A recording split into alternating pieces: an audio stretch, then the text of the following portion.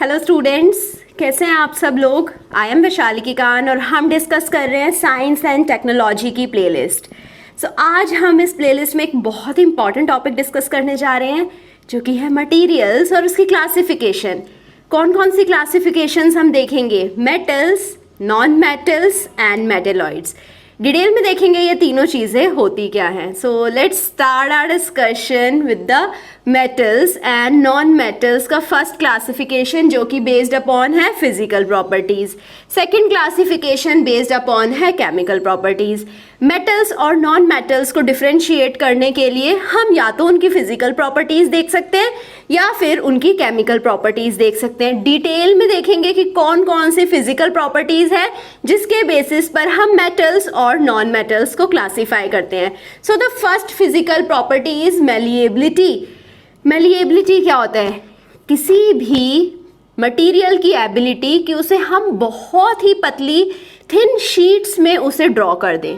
जैसे कि अगर आप किसी भी मेटल की बात करें, जैसे कि अगर हम आयरन की बात करें, आयरन को अगर आप हैमर से बीट करते जाए तो क्या होगा? अल्टीमेटली वो एक थिन शीट में कन्वर्ट हो जाएगा, राइट।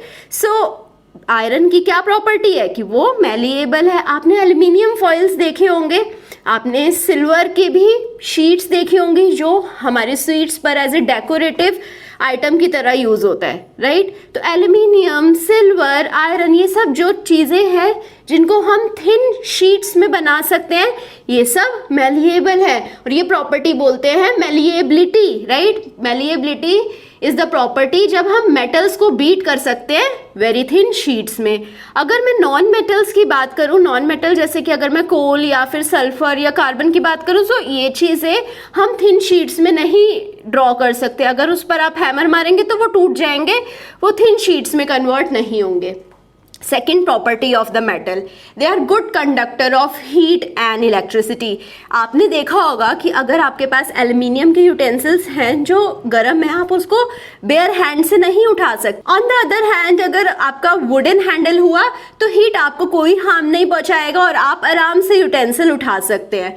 तो मेटल्स हैं good conductor of heat and electricity. Electricity के भी केस में आपने देखा होगा जो आपके इलेक्ट्रिकल स्विचेस बने होते हैं वो प्लास्टिक के बने होते हैं, वो मेटल्स के नहीं बने होते हैं। अगर मेटल्स के स्विचेस बना देंगे तो आपको पॉसिबिलिटी रहेगी इलेक्ट्रिकल शॉक लगने की। तो ये नेक्स्ट प्रॉपर्टी है मेटल्स की कि वो गुड कंडक्टर ऑफ हीट है as well as the good conductor of electricity.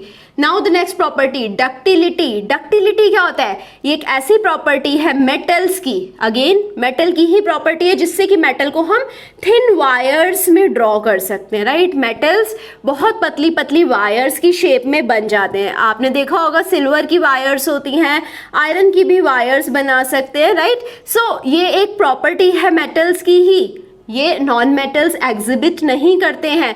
अगर मैं कार्बन की बात करूं, कोल की बात करूं, सल्फर की बात करूं, वो थिन वायर्स में ड्रॉ नहीं किए जा सकते, राइट। तो ये हो गई हमारी सेकेंड प्रॉपर्टी जो कि हो गई डक्टिलिटी।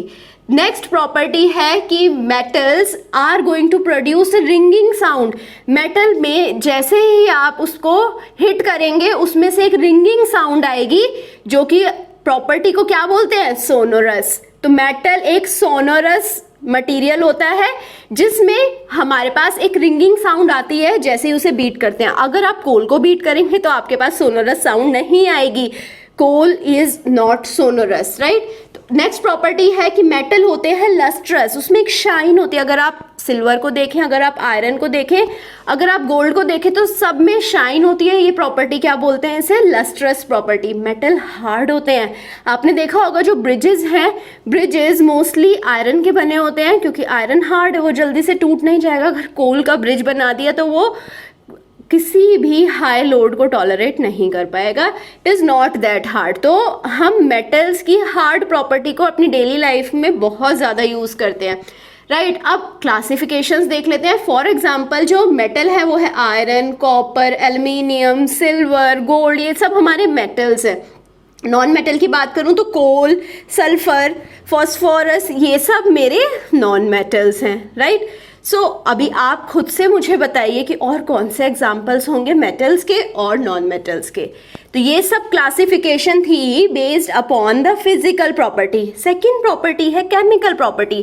कैसे केमिकल रिएक्शंस करवा कर भी हम किसी भी मटेरियल को क्लासिफाई कर सकते हैं एज ए मेटल और नॉन मेटल, राइट। तो मैं अगर आपको कोई सब्सटेंस दे दूं और मैं उसे लेबल ना करूं कि ये मेटल है या नॉन मेटल है, तो आप उसके साथ कुछ केमिकल रिएक्शंस करेंगे और आप मुझे केमिकल रिएक्शंस के बेसिस पे बताएंगे कि ये मेटल है या नॉन मेटल है। सो क्या है ये केमिकल रिएक्शन? फर्स्ट है रिएक्शन विद ऑक्सीजन। ऑक्सीजन के साथ कैसे रिएक्ट करता है? अगर मैं आयरन की बात करूं, अगर मैं मैग्नीशियम की बात करूं, या फिर अगर मैं कॉपर की बात करूं, तीनों के तीनों ऑक्सीजन के साथ रिएक्ट करते रस्ट हो जाते हैं। आयरन का रस्टिंग हमने ऑलरेडी पढ़ा भी हुआ है। आयरन ऑक्सीजन और वाटर की प्रेजेंस में Fe2O3 बनाता है जो कि रस्ट होता है। सिमिलरली कॉपर का रिएक्शन देखते हैं। कॉपर H2O, CO2 और O2 की प्रेजेंस में, मतलब इसे कार्बन डाइऑक्साइड, ऑक्सीजन और वाटर तीनों चाहिए और उसकी प्रेजेंस में रिएक्ट करता है, CuOH2 बनाता है और CuCO3 बनाता है, राइट। तो ये जो दोनों सब्सटेंस हैं CuOH2 और CuCO3, ये दोनों एक डल ग्रीन कोटिंग बना देते हैं कॉपर यूटेंसिल्स के ऊपर। आपने देखा होगा कॉपर यूटेंसिल्स को अगर हम वाटर और ऑक्सीजन और CO2 की प्रेजेंस में रखें तो उस पर डल ग्रीन कोटिंग आ जाती है। वो एक रस्ट ही होता है। कॉपर का रस्ट है, जैसे आयरन का ब्राउन रस्ट होता है, सिमिलरली कॉपर का ग्रीन रस्ट होता है, dull green coating on copper which is called the rust, right. अब जो मेटल ऑक्साइड हमने जो बनाए हैं, यहाँ पर जो मेटल ऑक्साइड बनते हैं, Fe2O3 बन रहा है या मैग्नीशियम ऑक्साइड बन रहा है, कॉपर ऑक्साइड बनता है, ये सब बेसिक नेचर के होते हैं। मतलब ये लिटमस पेपर को ब्लू कन्वर्ट कर देंगे। और अगर हम नॉन मेटल का रिएक्शन देखें ऑक्सीजन के साथ, for example sulphur react with oxygen to form sulphur dioxide. अब सल्फर डाइऑक्साइड फिर से वाटर के साथ रिएक्ट कर सकता है और वाटर के साथ रिएक्ट करने के बाद ये सल्फ्यूरिक एसिड बनाता है, मतलब ये एसिडिक नेचर का ऑक्साइड बनाता है। और ये नॉन मेटल ऑक्साइड्स एसिडिक होते हैं, विच मीन्स ये लिटमस पेपर को रेड में कन्वर्ट कर देंगे, राइट। अभी तक हमें फर्स्ट रिएक्शन के बारे में बहुत डिटेल में पता लग गया है। Now coming to the second reaction जो कि है रिएक्शन विद वाटर। कैसे मेटल्स और नॉन मेटल्स वाटर के साथ रिएक्ट करते हैं। हम सबने देखा है कि आयरन, गोल्ड, सिल्वर बहुत ही स्लो रिएक्ट करते हैं वाटर के साथ, जल्दी से रिएक्ट नहीं करते हैं। बट अगर ऑन द अदर हैंड में नॉन मेटल्स की बात करूं, जैसे कि सोडियम और फॉस्फोरस, सोडियम बहुत वाइग्रसली रिएक्ट करता है वाटर के साथ। It reacts vigorously with water. तो इसीलिए ही जैसे ही सोडियम वाटर के कांटेक्ट में आएगा, बहुत सारी हीट प्रोड्यूस हो जाएगी, बर्नआउट हो जाएगा। तो इसीलिए हम इसे वाटर से दूर केरोसिन के अंदर स्टोर करते हैं। ऑन द अदर हैंड अगर मैं फॉस्फोरस की बात करूं, सोडियम फॉस्फोरस दोनों के दोनों नॉन मेटल्स हैं, बट फॉस्फोरस वाटर के अंदर स्टोर किया जाता है क्योंकि इसे जैसे ही एयर के कांटेक्ट में ले आएंगे ये ऑक्सीजन के साथ बहुत वाइग्रसली रिएक्ट करता है और बर्न आउट हो जाता है। सो फॉस्फोरस और सोडियम दो टाइप के अलग अलग टाइप के नॉन मेटल्स हैं। नॉन मेटल्स अलग अलग टाइप से रिएक्ट करते हैं वाटर के साथ। On the other hand metals जैसे कि iron will be having slow reaction with water. इनका रिएक्शन बहुत स्लो होगा वाटर के साथ, तो वाटर इनके ऊपर कुछ जल्दी से हार्म नहीं पहुंचाने वाला है, राइट। आपने देखा होगा आपके पास आयरन का कुछ भी सब्सटेंस है, उसे अगर आप वाटर में डाल भी देंगे तो भी इतनी जल्दी कुछ रिएक्शन नहीं होने वाला है, बहुत सालों में जाकर वो रस्ट होता है, राइट। तो बहुत स्लो रिएक्शन है। Now coming to the reaction with acid. Metals क्या करते हैं, एसिड्स के साथ रिएक्ट करते हैं और हाइड्रोजन गैस रिलीज करते हैं। अब ये हमें कैसे पता लगता है कि हाइड्रोजन गैस रिलीज हुई है? जो हाइड्रोजन गैस रिलीज हुई है ये किसी भी मैचस्टिक, बर्निंग मैचस्टिक को इसके पास लेकर जाएंगे तो वो पॉप साउंड कर कर एक्सटिंग्विश हो जाएगी। तो हमें ये पता लगा जैसे ही हम मेटल को रिएक्ट करवाते हैं एसिड के साथ, उसके पास अगर हम बर्निंग मैचस्टिक लेकर जाते हैं वो पॉप साउंड कर कर वो एक्सटिंग्विश हो जाती है। तो which means metals react with acid, react तो कर रहे हैं एसिड के साथ, कुछ प्रोड्यूस कर रहे हैं, जो प्रोड्यूस कर रहे हैं वो है हाइड्रोजन गैस, क्योंकि हाइड्रोजन गैस से ही पॉप साउंड प्रोड्यूस होती है।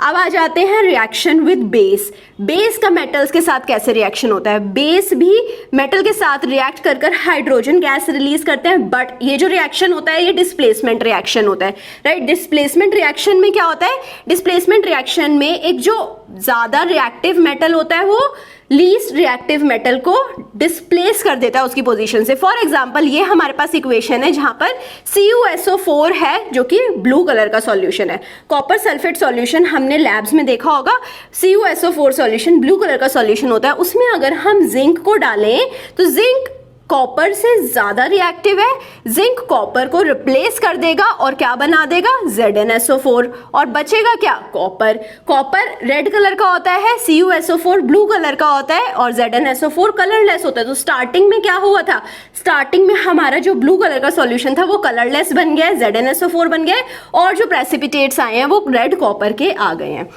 आई होप आपको ये समझ आ गया होगा कि कैसे डिस्प्लेसमेंट रिएक्शन प्रोसीड करता है। इसको प्रोसीड करने के लिए हमेशा जो मोर रिएक्टिव मेटल है वो रिप्लेस करता है लेस रिएक्टिव मेटल को, राइट। सो इसके अब यूजेस क्या है, मेटल के यूजेस अगर हम देखें तो मेटल्स हम सारे ट्रांसपोर्टेशन व्हीकल्स जो बनते हैं सबके सब मेटल से बनते हैं। एयरप्लेन को देखिए आप, देन आप अपनी कार को देखिए, everything is made up of metals. तो metals are used for making vehicles. Machinery, जितनी मशीनरी बनती है वो सब मेटल्स की बनती है। देन यूटेंसिल्स, क्योंकि ये गुड कंडक्टर ऑफ हीट होता है, बर्न आउट नहीं करता, हीट को ट्रांसफर करता है फूड तक, इसीलिए यूटेंसिल भी मेटल के ही बनते हैं। नॉन मेटल्स की बात करें, नॉन मेटल्स भी हमारी डेली लाइफ में बहुत ज़्यादा यूज आते हैं। ऑक्सीजन की बात करें, ऑक्सीजन एक नॉन मेटल है जिसे हम ब्रीदिंग के लिए यूज़ करते हैं। फर्टिलाइजर्स में सारे नॉन मेटल्स होते हैं, नॉन मेटल से हम फर्टिलाइजर्स बनाते हैं, राइट। सोडियम, फॉस्फोरस, पोटेशियम, ये सब सारे फर्टिलाइजर्स बनाने के काम आते हैं जो कि सारे नॉन मेटल्स हैं। वाटर प्यूरिफायर्स जो बनते हैं वो सब नॉन मेटल से बनते हैं। एंटीसेप्टिक क्रैकर्स, ये सब में नॉन मेटल्स की रिक्वायरमेंट होती है। अब आपके लिए एक टास्क है, जाइए कमेंट सेक्शन में बताइए मेटल और नॉन मेटल के और इससे ज़्यादा यूजेस क्या होंगे। अब आ जाते हैं मेटलॉइड के ऊपर। मेटलॉइड क्या है, मेटलॉइड भी एक मटेरियल है, ना तो इसे क्लासीफाई कर सकते हैं मेटल्स में, ना इसे क्लासीफाई कर सकते हैं नॉन मेटल्स में। मेटलॉइड्स ऐसे मटेरियल हैं जो कुछ प्रॉपर्टीज दिखाएंगे मेटल्स की और कुछ प्रॉपर्टीज दिखाएंगे नॉन मेटल्स की, इसीलिए ही इसे कंप्लीटली ना तो हम मेटल बोलेंगे ना हम नॉन मेटल बोलेंगे। मेटलॉइड्स एक अलग ही टाइप के सब्सटेंस होते हैं जिसमें दोनों प्रॉपर्टीज हैं, metals as well as non metals की। सो आई होप आपको ये सेशन बहुत अच्छा लगा होगा, सब कुछ अच्छे से समझ आया होगा। कहीं पे भी कुछ भी डाउट है कमेंट सेक्शन में जाकर डाउट को लिख दीजिए। I hope I will be able to resolve your query as soon as possible. अगर आपको सेशन पसंद आया है लाइक करिए, सब्सक्राइब करिए, दोस्तों के साथ शेयर करिए and also give me your feedback. Thank you so much.